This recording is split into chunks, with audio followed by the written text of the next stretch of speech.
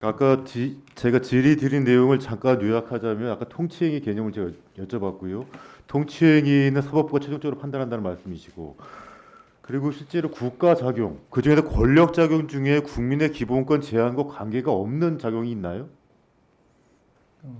직접적이든 간접적이든 어떤 면에서 예, 그렇죠. 미칠 수밖에 없기 때문에 없다고 할 수는 예, 없을 것 그래서 같습니다. 실질적으로는 통치행위의 단어를 쓰지만 사법부가 전부 다 심사할 수 있다는 것이죠.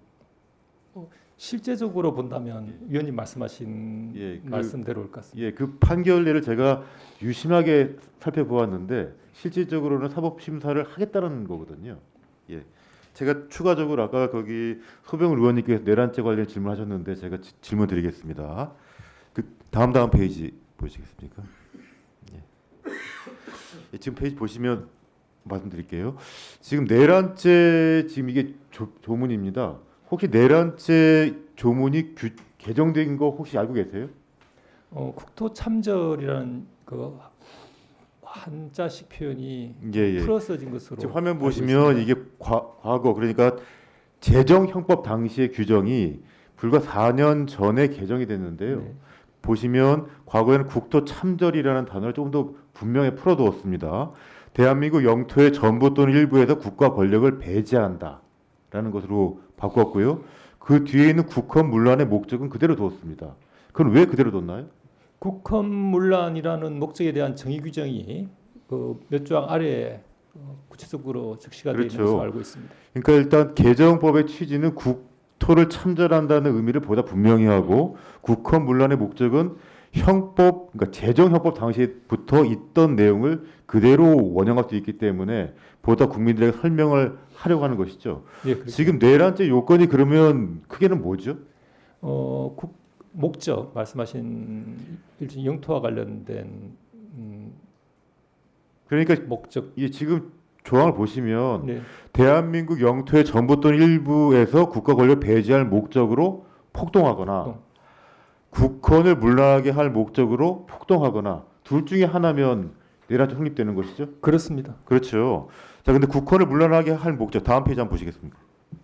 국헌을 문란하게 할 목적은 형법상 이렇게 규정되어 있어요. 2호 보시면 헌법에 의하여 설치된 국가기관을 강압에 의하여 전복 또는 그 권능 행사를 불가능하게 하는 것이라고 되어 있죠. 네. 과거 판결례를 한번 보겠습니다. 그 다음 페이지 한번 보시죠. 이게 과거 전두환 노태우 내란 사건인데요.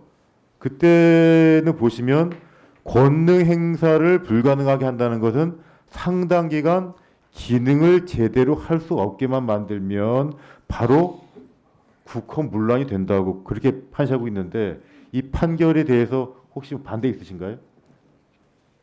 판결 내용을 알고 있고 그 취지에는 뭐 별다른 이견이 없습니다. 이게 없으시죠. 그리고 그 내용을 보시게 되면 국회의원 등의 권능 행사를 사실상 불가능하게 하면은 국헌 문란에 해당한다는 내용도 있습니다.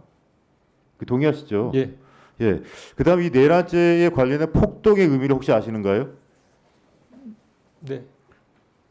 혹시 어떤 것이죠? 폭동의 의미가? 폭행 협박으로 뭐 어느 한 지방의 평온을 해하는 정도. 뭐 예. 그렇게 그다음 페이지 한번 되어 있는 보겠습니다. 것으로 알고 있습니다. 이 폭동의 지금 대법원 판결례를 보면 다 수인이 결합하여 폭행 협박하는 것이고 한 지방이 평온을 해야 할 정도면 되는 것이고 최광의 것이라서 총체적으로 이러한 폭행 협박을 보조하거나 준비하는 행위도 모두 다 폭동이다. 이렇게 판시하고 있습니다. 맞죠? 예, 맞습니다. 예.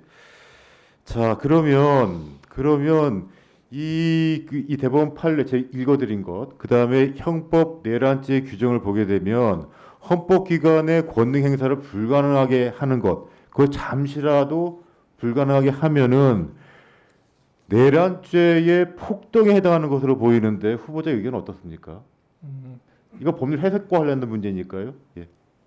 한 지방의 평온을 해야 한다라는 의미 속에서 아마 우리들은 통상 이제 여러 가지 그 분석을 하고 논쟁을 한 합니다. 지방이 무슨 뭐 한 도가 돼야 되는 것은 아니고 국토의 일부만 해당되면 되는 것이니까 운동장 면적 하나만 돼도 한 지방이 평온해야 하는 것이고 그 다음에 그 폭동의 의미라는 것이 일정 기간 동안의 기능만 정지되어도 폭동이라는 것이거든요. 자, 그런 기준에서 제가 여쭙는 겁니다. 네. 국회 기능이 만약에 1분, 1시간 정도만 정지되면은 그것이 국헌 문란이 있다고 보는 것입니까? 없다고 보는 것입니까? 그 부분에 대해서 아니, 그냥 해석과 관련된 문제입니다. 그 시간의 물리적 시간도 중요하겠지만 그 시간대 어떠한 실질적인 국회의 권능이 침해됐는가 하는 부분까지 뭐 여러모로 살펴봐야 되지 않을까 싶습니다. 자, 그럼 제가 달리 물어볼게요. 이 헌법기관을 만약에 비상계엄이라는 수단으로 잠시 정지시키려고 했다.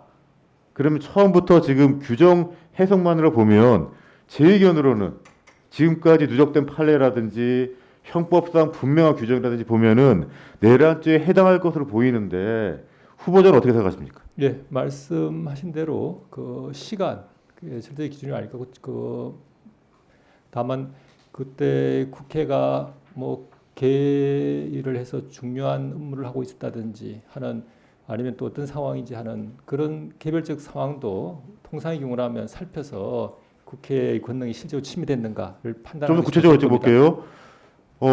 군대가 국회의사당을 진입했고 진입하면은 국가 기능이 잠시라도 정지되는 것인가요? 유지되는 것인가요?